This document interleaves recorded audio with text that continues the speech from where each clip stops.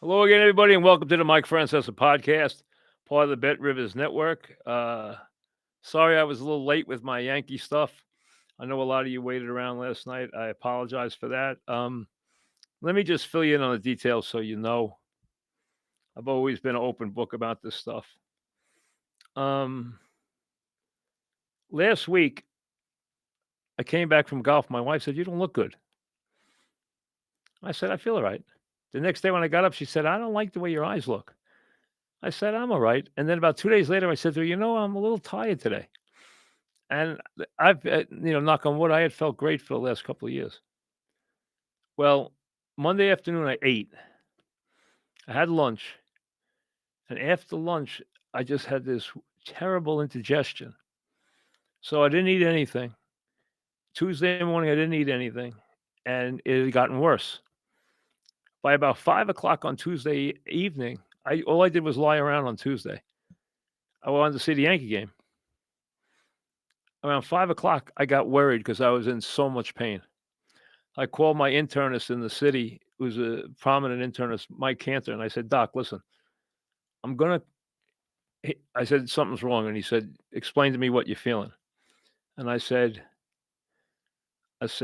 gave him what I felt, and he said, "But I want to stay around and watch the Yankees, so I'll come to your office tomorrow morning about 7 a.m." And he said, "No, you'll go to the hospital right now." And I said, "Why?" Because he said, I think your gallbladder is going to burst." And he said, "If it does, you're going to be in bad shape." I got up. Well, first I called Dr. Schlafmitz, who you've heard on the show before, who is the head of cardiology at St. Francis. I live close to St. Francis. I have a relationship with the hospital for a long time, and Dr. Schlafmitz is one of my best friends. He was on his way to London. He travels to Europe a lot. But he said, "Get over there right now, and I'll have doctors meet you at the door." Doctors were waiting for me when I got there. I got dressed in 2 minutes. Roe drove me over. I said, "Tell them I need to watch the Yankee game." They said, "We'll take care of that." I said, when I got in there, they started arranging all kinds of tests. They got to find out what's going on. So they started taking tests. They took tests and they put me back in the room so I could see the Yankees. Then they take me back for tests. Around 2 a.m., they gave me a test that was just for the gallbladder. They brought someone in nice enough to give me the test. The test took over 2 hours. I was under one of those MRI things for like 2 hours. And when I got out of it, um, I could tell by their reaction. They had to bring somebody in to read it, but I could tell it was not good. So when I got back to my room, I tried to watch the Yes post game. It was like 4 in the morning. And the doctor came in around 6 and he said, "You're getting surgery." And I said, "Yeah, tomorrow, right?" And he said, "No, today. It's got to come out today. It's really bad." I got it out yesterday. Um, it was very much inflamed and very infected. I guess I had gallstones for a while, but they never showed up on any test. Um, if it had burst, I would have died. So I thank all the doctors before we move on to the Yanks. Dr. Cantor, who pushed me to go to the hospital. I would not have gone. I would have watched the Yankees last night in pain. Although the pain was getting so bad, I don't know if I could have.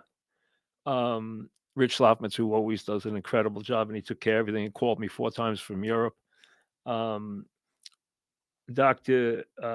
Eugene Rubak, who's the general surgeon, who is a wonderful guy and a great surgeon who took my gallbladder out. All the nurses and all the staff and everybody there who did just such a great job. They took such great care of me. They really did. Around the clock. They were unbelievable. They did an unbelievable job. I'm forever in their debt. And so got home this afternoon, called Mons and said, "Let's do a Yankee thing, and then we'll do a Giant thing after the game tonight." Um, I'm in pain because, from the surgery, they do it laparoscopically, but they made some cuts, and it takes about a week or 10 days to get that to heal up. But I don't feel anything like I felt yesterday. So thank God for that. Now, it's funny. All year I told you I was very negative towards this team. I thought there was a very good chance they would lose to the Red Sox. They didn't. They got a marvelous, generational game from Cam in game 3. And the Red Sox losing their best player, not having all their pitching, not having Giolito, not having Anthony, it really hurt them. Their lineup was very weak. Not taking anything away from his performance, but the lineup was very weak. And he pitched very well last night again. I thought the Yankees would get by. I did not think they would win the World Series. I did not think they would get to the World Series. I did not think they would beat Seattle or Detroit. I didn't trust their bullpen at all, and I didn't know if their guys would hit in the clutch. Now, Toronto was not playing well till the last 4 days of the season. They had played miserably, letting the Yankees back in the race. Yankees did close 32-12. I mean, so they did close strong. But they didn't have Bichette. They didn't have Bassett, who always pitches well against the Yankees. I did not know the kid, the Wonder Boy, was going to come out and do that. I mean, the kid had 14 innings in the major leagues, and he had a 1.43 whip. I did not realize he was sitting on, the nastiest stuff you see all year. I don't think anybody was. For the Yankee starters to get hit the way they did was just awful. It was terrible. I mean, Fried's performance was awful. Rodon, I don't like Rodon, so I'm not surprised when he gives up 6 runs in 2 1/3. The bullpen, game 1, 6th inning, down 2-1. Go to Weaver, and Weaver can't get an out. That's what I was afraid of with this bullpen all year. That game gets broken open in the 6th inning. Now, Guerrero, who hadn't hit a home run in a month, has obviously a great series. And they come back and win game 3. They don't get a well-pitched game. They get down. Judge finally gets his home run. All right. That home run at least is not going to make up for what happened in game 1. But it get everybody off his back. The guy hit 500 in the series, knocked in 7 runs in a 4-game series. I mean, come on. Can't get on a guy who does that. The rest of the Yankees didn't hit at all. And they didn't play good defense in spots last night. I mean, we know that Chisholm's a good player. He's got to stop making the big mistake. And that was the killer in the game. I know everyone was jumping on the Wells at bat, and the Wells at bat was bad because you got to realize the Yankees used to be great at situational hitting. When you go back to what the late 90s teams did, they were great situational hitters. They worked counts. They got walks. This team doesn't do that. This team just swims to the fences all the time. And this team only beats up bad pitching. They don't ever beat good pitching. The Yankees didn't always beat good pitching in the old days. What they would do is they get the pitcher out of the game in the 5th inning and get in the bullpen. Get the pitcher out of the game in the 6th inning because he's thrown so many pitches, foul pitches off, get walks. They had gone through so many pitches. They are not going to pitch their kid again until game 5. Because they got to save him for Fried. I mean, they have no choice. They have to save him for Fried in case they have a game 5. And you're figuring, all right, the Yankees are going into a bullpen game. I mean, you're going to get beat with Cam on the mound, who pitched well into the 7th inning. And 2 things about the Chisholm play. And he blew the play. It was a double play ball. The inning should have been over. But Williams doesn't have to give up the hit. He can get somebody out with runners on 2nd and 3rd. I haven't heard anybody mention that. How can he throws a fastball in that spot and he can't get the guy out? I never liked him. I would be shocked if he's back on the team. I don't want him back on the team. I don't think he has any place being in New York.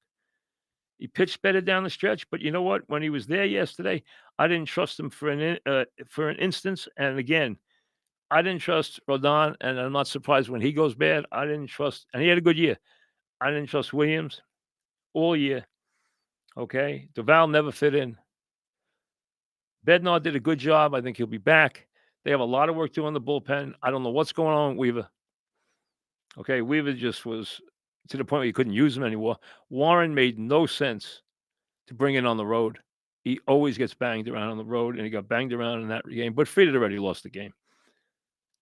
You knew that going in. But here you are against them in a bullpen game at Yankee Stadium. All right, the Yankees make a good comeback, and I guarantee you, everyone after the Yankee comeback in Game 3 is thinking they're going to win Game 4. They got Cam on the mound, and they're throwing a bullpen game. Okay, they're going to beat us. They're going to beat the Yankees. They're going to beat the Yankees by this. Yankee fans talking. I don't say us. They're going to beat the Yankees when they're going to have to throw all these pitches.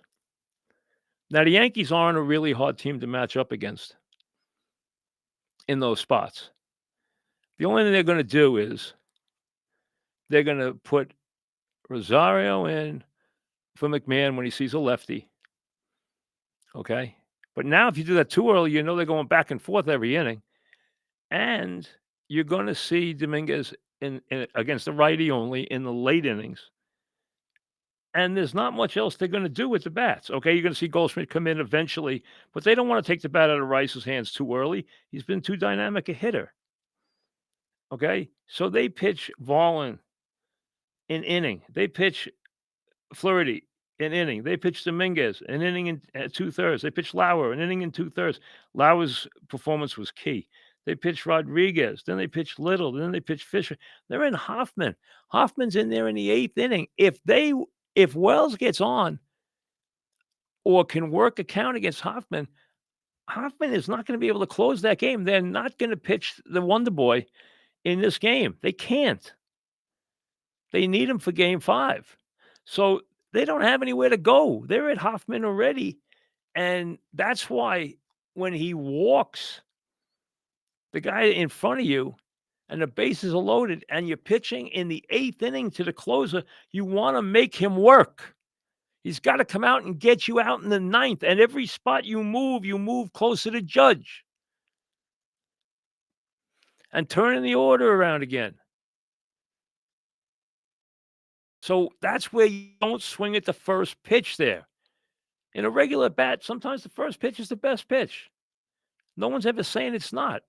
There's nothing wrong with being a first pitch hitter in certain situations. But when you have the closer on the mound and you want to make him work, and my golden number always with closers is 30 pitches. When they are 30 pitches, I've never seen a closer, and that includes Mariano Rivera, who was better after 30 pitches. That's all there is to it. They only got 30 pitches in them that are good. And I'm telling you, they didn't make him work that at bat. If he can get a walk there and turn the order over, you know what? You don't know what's going to happen. If Grissom, who had a terrible series, ever gets a base hit and you have to face Judge again there, the game could be changed right there. Now, the problem for Judge in a series where he hit was none of the Yankees hit around him. Was it surprising that they beat up all the Yankee pitchers? You knew they were going to get their hits. They're a very good offensive team. They have a great approach at the plate. They got 50 hits in 4 games. Almost everybody in the lineup hit well, except for Springer. Everybody in the lineup was hitting 300, 400, 300, 400, and Guerrero went crazy. So they hit the entire lineup. And they're great with their platoons. They work. The Yankee pitching was underwhelming, to say the least. But when you look at what the Yankees did with the bats, they just couldn't. We know the fielding wasn't good in big spots, but the hitting wasn't good. How many times they left 8 men on base in the last 3 innings of an elimination game when they've already used 9,000 pitches? You got beat. You know how hard it is to turn that many pitches over and not have one of them not have their stuff where they get bombed and beat a team with 2 runs that has a Yankee lineup. Every time you flip a pitcher, you run the risk that he has nothing that night. Every time. They're flipping pitcher after pitcher after pitcher after pitcher. They beat him with a it's the first thing he said last night, we beat him with a bullpen game. But you had some Yankees who had great years, who had miserable series. Grissom had a nightmarish series. He had a nightmarish postseason. He had you couldn't take him out of the lineup. The guy was like the 3rd best clutch hitter in baseball this year. He had so many big hits and so many big homers, you had to ride him. He didn't do the job in the postseason. Bellinger had a bad series for him. Volpe had a nightmare series. After having a good series, he had because he was the one guy who hit, the lefty, the big lefty. He's the only one who hit him. And Yanks got 4 hits tonight. Volpe got 2. But his last 18 at bats, he struck out 14 times. And he had a nightmarish series. Now, I saw somebody said, "Oh, you got to pinch hit Dominguez for Volpe." No, that makes no sense. You're not bringing Dominguez in to hit right-handed in that spot. You wait until he can face a right-handed pitcher. I mean, that's when you're facing him. The time before he got up, not that time, the time before. But the bottom line is, yeah, his swings were bad, but you're not taking him out until you want Dominguez to swing left-handed. That's all there is to it. McMahon did okay, but they were afraid of leaving McMahon in against left-handed hitters. That's the bottom line. He hit a home run.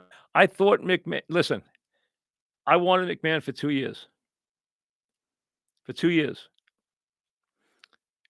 I think he made a big difference. He completely solidified the infield. His third base play was Gold Glove. It was so confident and so good, it helped the entire infield. He got a couple of big hits, but he was so bad against good pitching and so bad against left-handed pitching that I was disappointed in his hitting. So I only give him a C instead of giving him a higher grade because he didn't hit enough. But his defense was sensational, and I think he'll be better next year. Now, is it disappointing? Yes. But it was fool's gold at the end of the season, folks. The Yankees got hot, and they ran the table on those last 13 games against losing teams. All year, they were good against losing teams, and they were teams they couldn't beat. Toronto was one of those teams, but I thought losing Bichette and losing Bassett was enough that Toronto would split the first 2 games in Toronto and then get beat up in Yankee Stadium. Didn't happen. I not think the Yankees were good enough I didn't think they were built to be good enough to win it all. They got some really good regular season years, and this year is gonna be a year of change because listen, we know one thing, they're gonna have a monster starting rotation next year. We know that. Cam has established himself as a major pitcher. O'Donnell will be at least okay. I don't think he'll be as good as he was this year. Fried's terrific. You're gonna have Cole back. You're gonna have 2 other guys to fill the bill. They don't need starting pitching. We know that. They need the bullpen to be good. Bednar was good. He did his job. I don't give you a dollar for any of the other guys. And I don't know what's going on with Weaver. I think something's wrong with his arm, and they're not admitting it, or something's up. I don't know. He just couldn't get anybody out. And he just didn't seem to have the same pop as he had. They have a really tough decision to make on Bellinger. There's going to be some attractive guys. I really believe that a big part of this is, see, I think they like Stanton. And I think Stanton brings leadership to the clubhouse. He brings experience. He brings leadership. He brings gravitas. People listen when he talks. He did well enough in the regular season, although he didn't play well in the postseason. Not for him. But I would get rid of him if I could. because I think at 34, the Yankees have to take a lot of the stress off Judge if they want him to play a full season. And he's probably got 2 to 3 really good seasons left. And you're looking at a guy who's generational, who could be one of the best players of all time, but he's probably only got 3 seasons left at the top. And I really think they need to have him be the at least halftime DH, at least 80 games at DH, because I think it takes a lot of pressure off him and a lot of wear and tear off him. And if he was the full-time DH, I don't think it would bother him and it wouldn't bother anybody, and his stats might even be better. Now, the problem with the Yankees is, as I've said to you many times, they don't have 1 DH, they have 4. Judge, I think now is moving into a DH. Listen, he can play defense, but I'm worried more about the wear and tear. He needs elbow surgery, most likely. He's now reaching a point where you gotta rest his legs. You don't want him on hot turf every day in day games after night games on the road. Um, I know he plays every day, but you wanna take it easy on him. And that's why I would make him the primary DH if I could. The the problem is Dominguez is a DH. Rice is a DH. Stanton obviously is a DH, and Judge is a DH. That can't work. Now, I think Goldschmidt's gone and Rice is the first baseman, and they're gonna live with his defense. It's not gonna be anywhere near Goldschmidt's. Goldschmidt was a good pro. He hit early on, which gave the Yankees a lead in the season, and then he cooled off, but they used him mostly against lefties when Rice got hot, and he did a job there because he could hit left-handed pitching. But he's getting old. Now, they might think we're making Rice to catch it, but I don't think they're ready to do that. I think they're better with the combination of Wells being the primary catcher and Rice at first base. Then they don't have to go out and get a first baseman. If you put Rice at first base, you're going to get the production you need. You're also going to get some lousy defense at times, but you're going to get the production you need. I don't think you can play Dominguez in the outfield all the time. I think he is a DH. I think he could be a part-time DH and a part-time outfielder.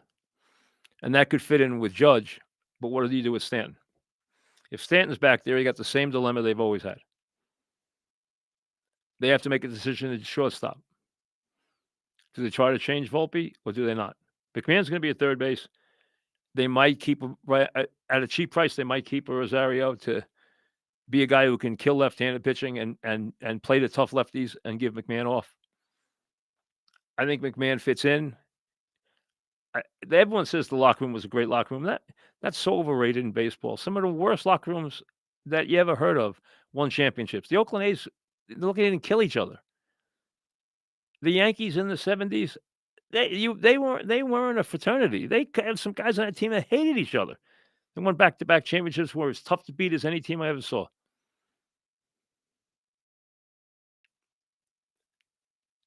They need to rebuild the bullpen. They need to go one or two ways with their other players other than their big hitters. They either have to go to a more of a platoon system which works and works against bullpens. You see teams do it to them all the time. Or they got to go to a different sign, a much better situational hitter and cut the strikeouts down. They don't need to hit this many home runs because in the postseason, they don't hit that many home runs. When do they hit home runs in the postseason like they do normally? They didn't. This team hit 1,000,000 home runs during the season, but they hit them against bad pitches. You don't get bad pitches in the playoffs because they're not there. You might get one against the underbelly when you have a Blackburn throwing in the garbage game. That's when the game explodes. The game explodes when you bring a guy in who's vulnerable. That's when the game explodes.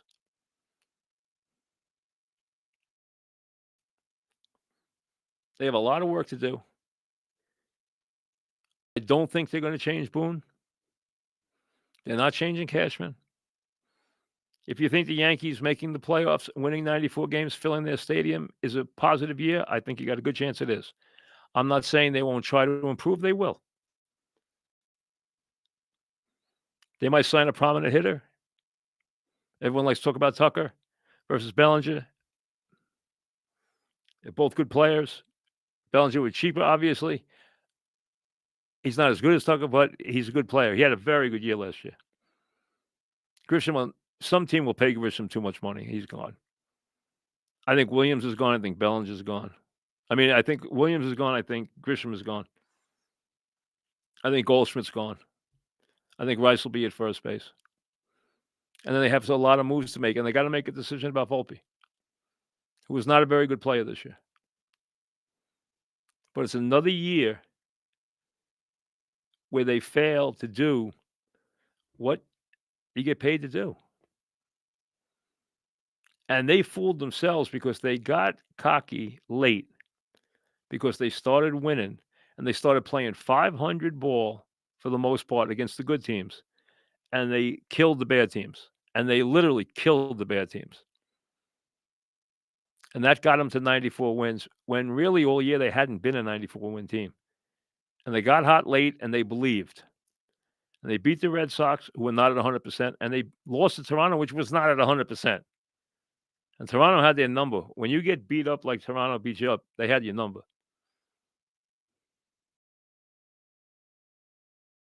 And what Toronto did last night, winning a 5-2 ball game at Yankee Stadium with a bullpen game, is icing on the cake and a slap in the face to Yankees everywhere.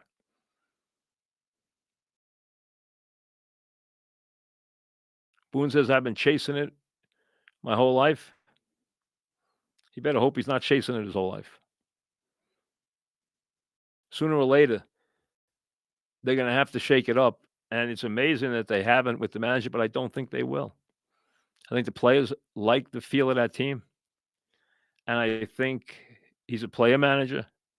They like him. I think the Yankees like the way they run.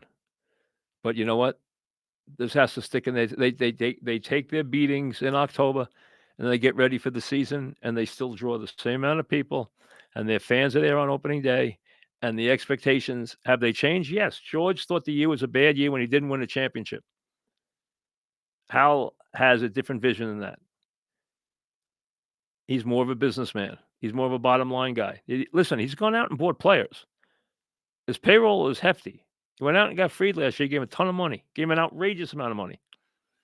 He bid for Soto.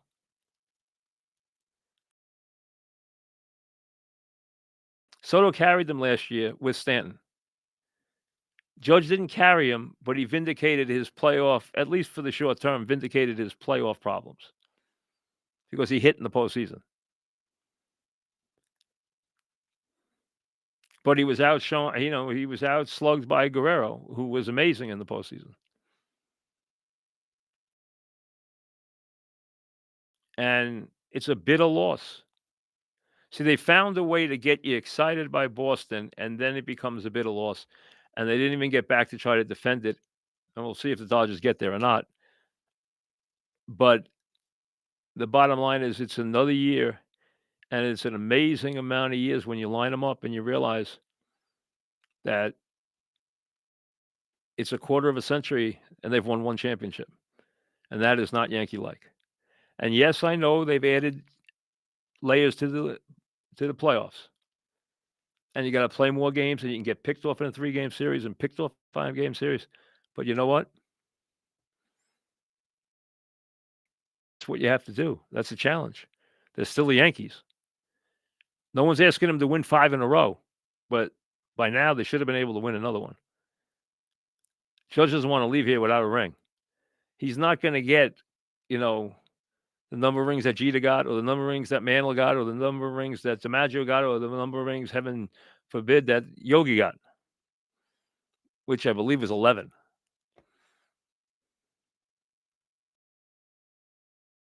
He'd like to get one. And the way he's played, he deserves one. But team still wasn't the right shape. Their weaknesses, again, were exposed in the big spot. They've got to learn to play better against the big team. They have to be better equipped to play better against the big team. Because some of the things that they do are nullified in the postseason. I'll be back after the Giants tonight. See you later.